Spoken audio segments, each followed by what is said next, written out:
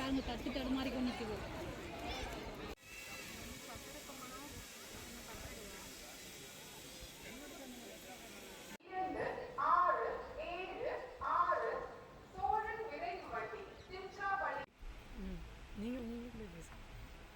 உங்களுக்குள்ள பேச அப்படி இல்லை, அங்கே பேசணும்.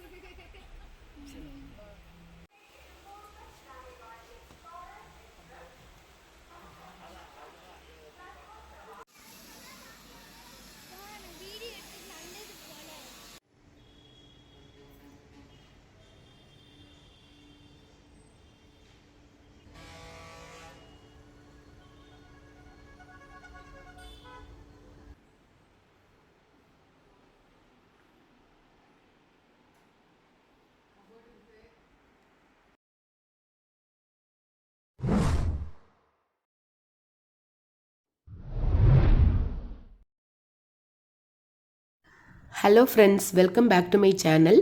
இன்றைக்கி நம்ம ஒன் டே ட்ரிப் மாதிரி திருச்சியிலேருந்து தஞ்சாவூருக்கு ட்ரெயின்லேயே போயிட்டு ட்ரெயின்லேயே வந்துட்டோங்க. இந்த வீடியோ வந்து தஞ்சாவூர் ரிட்டையரிங் ரூம் வரைக்கும் நான் ஆல்ரெடி லாஸ்ட் வீடியோவில் போட்டிருக்கேன். சும்மா ஒரு ரீகேப் மாதிரி பார்த்துட்டு நம்ம பெரிய கோயில் சுற்றி பார்க்குற வீடியோ பார்க்கலாம். இப்போ பார்த்தீங்கன்னா இங்கே போகிறதுக்கு வந்து சோழன் எக்ஸ்பிரஸ் மார்னிங் வந்து 11 o'clock இருக்குங்க. திருச்சி ஜங்ஷன்லேருந்து கிளம்புது. 45 minutesல அங்கே போயிடுச்சுங்க. நாங்கள் எல்லோரும் ஃபேமிலியாக தான் போயிருந்தோம்.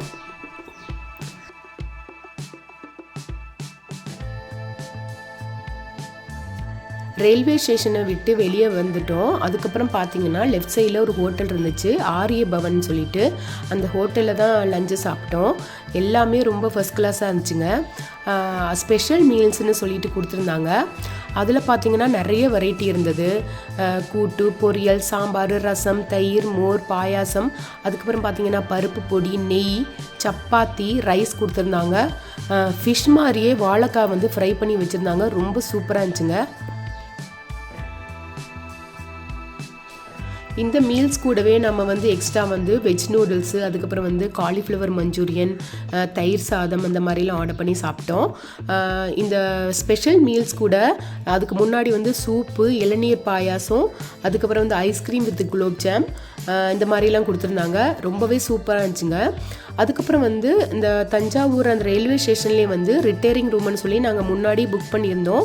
அது வந்து டைம் கேல்குலேஷன் தான். எப்படின்னா 6 hours, 12 hours, அப்புறம் 1 day இந்த மாதிரி பேக்கேஜஸ் இருந்துச்சுங்க. எங்களுக்கு வந்து 6 hoursக்கு 850 சார்ஜ் பண்ணியிருந்தாங்க. ஸோ நாங்கள் சாப்பிட்டுட்டு இந்த ரூமுக்கு வந்துட்டோங்க. 1 o'clockலேருந்து 7 o'clock வரைக்கும் நம்ம ரூம் வந்து புக் பண்ணியிருந்தோம். ரூமோட அந்த பிளேஸ் பார்த்திங்கன்னா ரொம்பவே சூப்பராக இருந்துச்சுங்க. வெளியிலையும் சூப்பராக இருந்துச்சு. அது மட்டும் இல்லாமல் உள்ளேயுமே ரொம்ப நீட்டாக ஸ்பேசியஸாக இருந்துச்சு. இதுதான் அந்த ரயில்வே ஸ்டேஷன். அப்புறம் அடுத்த சைட் பார்த்தீங்கன்னா நான் பஸ் ஸ்டாப் வந்து காமிச்சிருப்பேன். அதுக்கப்புறம் நம்ம ரூமில் ரெஸ்ட் எடுத்துகிட்டு 3:30 போல் ரூம்லேருந்து கிளம்புனோங்க. கோயில் வந்து ஒரு 5 minutes தான் இருந்துச்சு டிஸ்டன்ஸ். அங்கே பார்த்தீங்கன்னா டைமிங் காலையில் 6 o'clockலேருந்து நைட்டு 8:30 வரைக்கும் இருக்குங்க. ஆனால் வந்து நீங்கள் சாமி தரிசனம் பார்க்குறதா இருந்தால் மட்டும் 12 o'clock வரைக்கும் இருக்குது. அதுக்கப்புறம் ஈவினிங் 4 o'clockலேருந்து ஸ்டார்ட் பண்ணுறாங்க. நான் சின்ன வயசாக இருக்கும்போது இந்த கோயிலுக்கு வந்திருக்கேங்க. அதுக்கப்புறம் ஹஸ்பண்ட் என்னோடய ஃபேமிலியை வந்து ஃபஸ்ட் டைமாக கூட்டிகிட்டு வரேன். இது வந்து நுழைவு வாசல்னு சொல்லுவாங்க. ஸோ இதை வந்து தாண்டி தான் உள்ளே போகணும். அதுக்கப்புறம் உள்ளே போனதுக்கப்புறம் பார்த்திங்கன்னா அங்கே ஒரு கோபுரம் இருக்கும், திருவாசல் கோபுரம்னு இருக்குங்க. அதையும் தாண்டி உள்ளே போனதுக்கப்புறம் தான் வந்து செருப்பு வைக்கிறதுக்கு ஒரு பிளேஸ்க்கு சொல்லியிருப்பாங்க. நம்ம எல்லா செப்பலையும் அங்கே வச்சுட்டு தான் போகணும். அங்கே வந்து சின்ன சின்ன கடையெல்லாம் போட்டிருப்பாங்க. நாங்கள் போன அன்றைக்கி பார்த்திங்கன்னா ரொம்பவே க்ரௌடாக இருந்துச்சு. ஏன்னா வந்து ஹாலிடே டைம். ஸோ ரொம்ப கொஞ்சம் க்ரௌடாக தான் இருந்துச்சு. நாங்கள் வந்து ஈவினிங் அந்த 4 o'clockலாம் இங்கே கரெக்டாக வந்துட்டோம். இங்கே பார்த்திங்கன்னா தஞ்சாவூரில் ஃபேமஸான அந்த தஞ்சாவூர் தலையாட்டி பொம்மை, அது அப்புறம் குழந்தைங்களுக்கு தேவையான டாய்ஸ் எல்லாமே இங்கே இருந்துச்சுங்க. ஸோ டோக்கனுக்கு மட்டும் நான் அமௌண்ட்டு வாங்கிக்கிட்டாங்க. அப்புறம் வந்து உள்ளே நுழையிறதுக்கு எந்த டிக்கெட்டும் கிடையாது, அமௌண்ட்டும் கிடையாதுங்க. ஆனால் கேமரா நீங்கள் வச்சுருந்தா மட்டும் அதுக்கு வந்து பே பண்ணணும்னு சொல்லியிருந்தாங்க.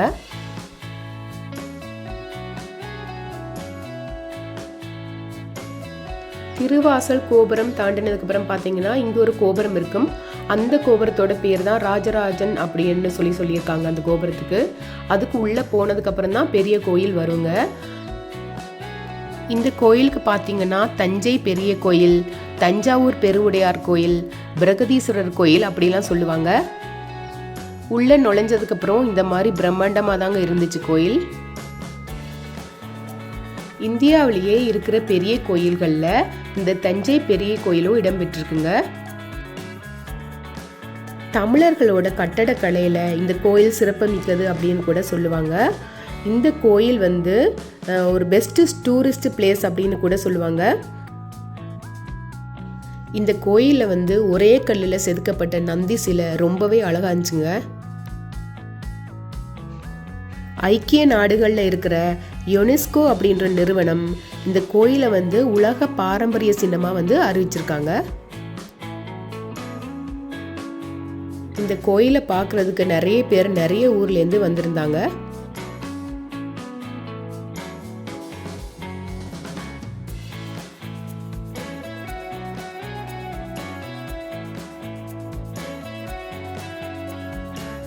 சாமி தரிசனம் பார்க்குறதுக்கு தாங்க ரொம்பவே க்ரௌடாக இருந்துச்சு. எல்லாருமே லைனில் நின்று தான் போனாங்க. ஸோ நாங்கள் கோயிலை சுற்றி வந்ததுக்கப்புறமா போய் பார்த்துட்டு வந்தோம். அந்த பெரிய கோயிலோட கோபுரம் எவ்வளோ அழகாக இருக்குது பாருங்கள். இந்த கோயில் முதலாம் ராஜராஜ சோழனால் கட்டப்பட்டதுன்னு சொல்லுவாங்க. அந்த கோபுரத்தோட நிழல் எங்கேயுமே தெரியாது அப்படி சொல்லுவாங்க. ஏன்னா கோபுரத்தோட அமைப்பு அந்த மாதிரி இருக்கும். அதனால ஷேடோ எங்கேயுமே தெரியாது அப்படி தான் எல்லாருமே சொல்லுவாங்க. கோபுரத்துக்கு மேலே இருக்கிறது விமானம்னு சொல்லுவாங்க. அது 80 டன் எடையை கொண்டது. அதை மண் குமியல் வச்சு பிரிட்ஜு மாதிரி மண்ணிலே செஞ்சுட்டு யானையை வச்சு தான் அதை மேலே எடுத்துகிட்டு போய் வச்சாங்க அப்படின்னு கூட எல்லாம் சொல்லுவாங்க. இந்த கோயிலில் பார்த்தீங்கன்னா பழங்காலத்து தமிழ் அதில் பதிக்கப்பட்டிருக்கும்னு சொல்லுவாங்க. இந்த கோயில் 1000 வருஷத்துக்கு முன்னாடியிலேருந்தே இருக்குது. ஸோ இப்போவும் பார்த்திங்கன்னா ரொம்பவே அழகாக பிரம்மாண்டமாக சூப்பராக இருக்குது. நாங்களும் அதை பாதுகாப்பாக நீட்டாக பார்த்துக்கணும். அவங்களும் சூப்பராக மெயின்டைன் பண்ணி அழகாக வச்சுருக்காங்க.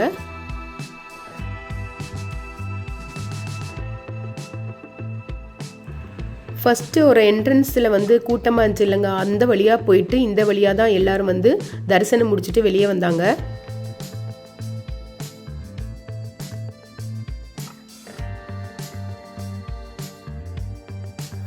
இது பார்த்தீங்கன்னா கோயிலோட லெஃப்ட் சைடில் அந்த கோபுரத்தோட அமைப்பு எப்படி இருக்குன்னு சொல்லிட்டு நான் காமிச்சிருக்கேன். இந்த கோயிலை சுற்றி பார்த்தீங்கன்னா விநாயகர் கோயில், சுப்பிரமணிய சுவாமி கோயில், அம்மன் கோயில் அந்த மாதிரியெல்லாம் இருந்துச்சு.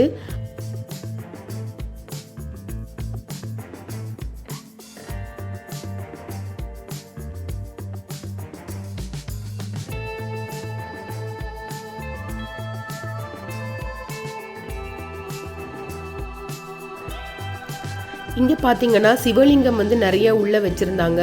ஸோ லைனாக நிறைய வச்சுருந்தாங்க.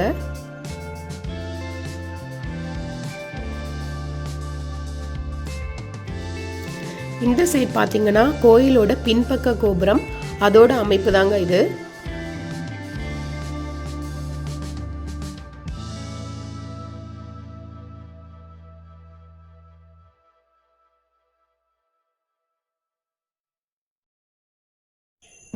இந்த சைட் பார்த்தீங்கன்னா கோயிலை சுற்றி வரும்போது பின்பக்கத்துல இருந்து ரைட் சைடில் எடுத்தோம்.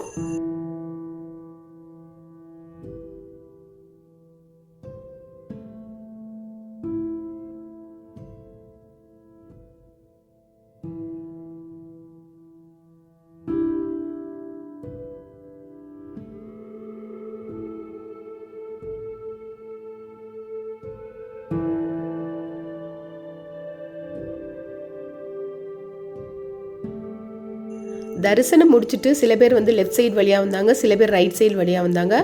இது ரைட் சைடு கோயிலோட அமைப்பு தாங்க இது.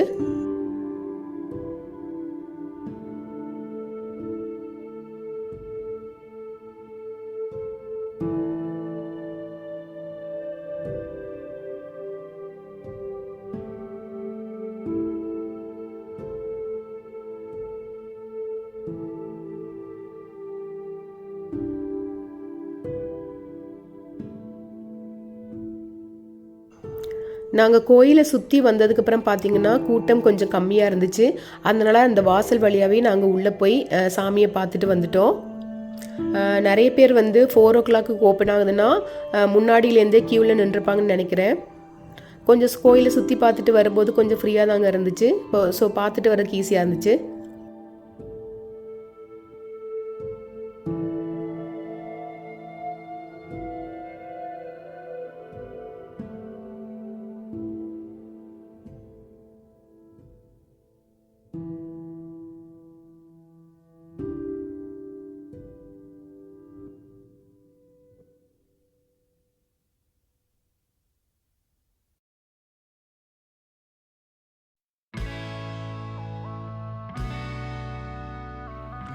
இந்த இடத்துல பார்த்தீங்கன்னா பொங்கல், வடை, புளியோதரை, முறுக்கு அந்த மாதிரிலாம் வச்சுருந்தாங்க.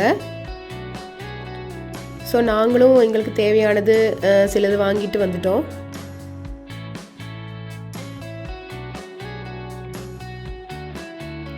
கோயிலில் சாப்பிட்ற எல்லாமே ரொம்பவே சூப்பராக இருந்துச்சுங்க. லட்டு, அதிரசம் நம்ம வீட்டில் சாப்பிட்ற மாதிரி வராது. கோயிலில் வந்து வேறு மாதிரி ஒரு டேஸ்ட்டாக இருக்கும். ஸோ எல்லோரும் வாங்கி சாப்பிட்டுட்டு வந்துட்டோம்.